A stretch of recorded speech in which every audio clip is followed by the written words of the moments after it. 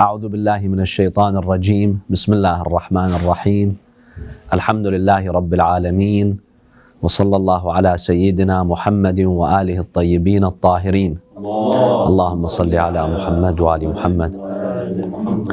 Respected brothers and sisters, Assalamu alaikum wa rahmatullahi wa barakatuh. One of the very important beliefs in our belief system, in our theology, in our aqa'id, is the belief in the Mahdi and the concept of the Mahdi and the concept of the Savior. It's a very significant belief, and we have many narrations that clearly state the belief in the Mahdi is one of the pillars of our belief system. In fact, one hadith from the Holy Prophet ﷺ, he says, وَمَنْ أَنْكَرَهُ فَقَدْ أَنْكَرَنِي. The one who rejects the Mahdi essentially has rejected me and my message. That's how important the belief in the Mahdi is. And our fate on the Day of Judgment depends on the Imam of our time and the leader of our time.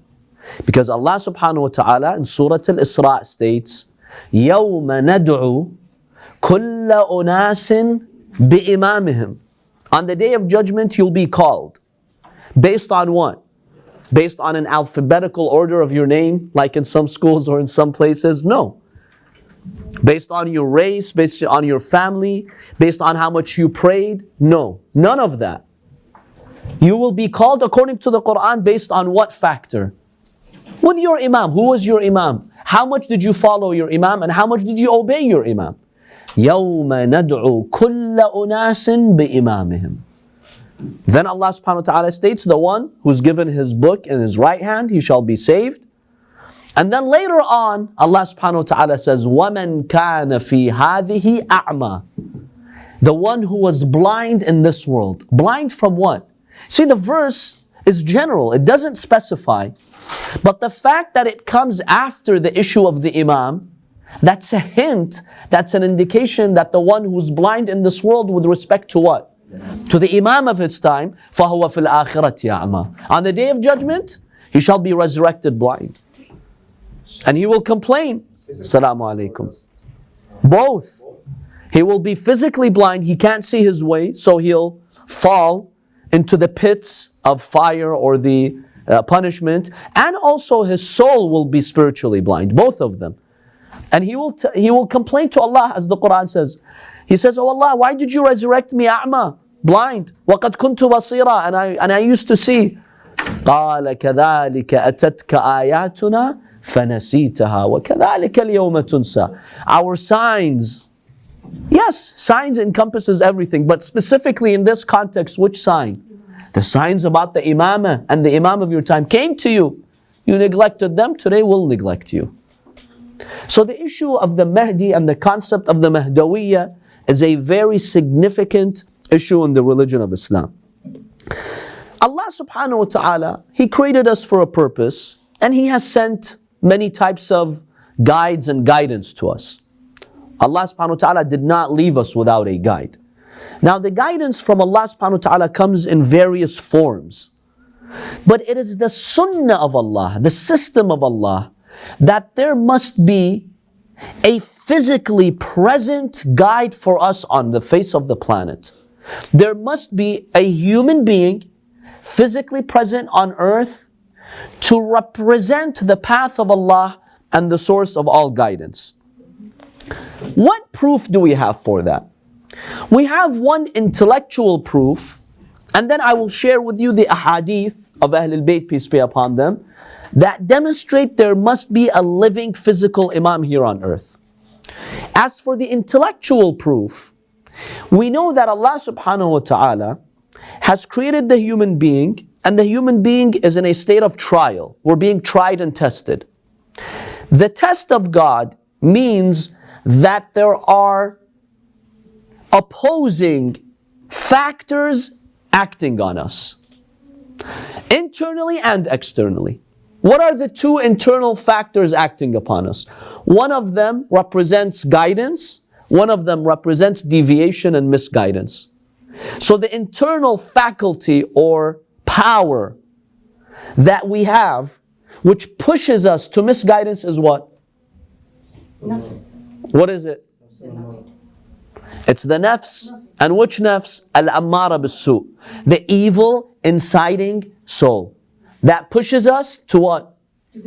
To deviation. Okay, Allah subhanahu wa ta'ala is just. So He must equip us. The justice of Allah subhanahu wa ta'ala necessitates that if there is an internal factor acting upon you to deviate, it must be balanced with what? Well, we're still talking about the internal factors. There must be another internal factor that is the opposite to counteract it. What is that internal factor? That's the evil one. What's the good one?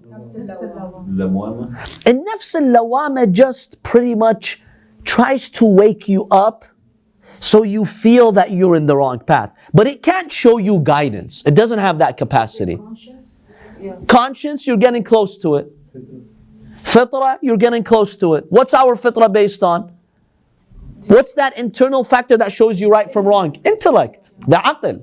Allah has endowed the human being with the intellect to counteract the nafs al-ammara bis-su. Okay. These are two internal factors. Then you have two external factors. Who's the external factor acting upon you and whispering to you to deviate you? Iblis, Shaytan, الذي يوسوس في صدور الناس. So that's an external factor who's physically present here on earth, even though you can't see him, who's misguiding you. The justice of Allah necessitates that there must be an opposing factor that's external, physically present on earth, that opposes the misguidance of Shaytan and represents the path of guidance. What is that factor? There must be a living being here on earth, physically. And that is the prophets and the imams. That's their role. The prophets and the imams are the source of guidance. So even if you had no hadith about the Mahdi, the intellect tells you there must be a living imam who is physically present, who is the source of the path of guidance to Allah subhanahu wa ta'ala. Yes. So Sayed, you understand that there was no time, like in history, that there wasn't a prophet on earth too. We'll read those hadiths. There was no time in the history of humankind in which there was no prophet or a successor of a prophet, a hujjah of Allah. There was no such time. In fact, we have hadiths, I'll share them with you, that if the hujjah of Allah would be removed from earth for a second, for an hour, or the hadith says, an hour, the earth would collapse. It will cease to exist. And we'll examine why. So this is an intellectual proof that there must be a living guide who is infallible and the source of guidance.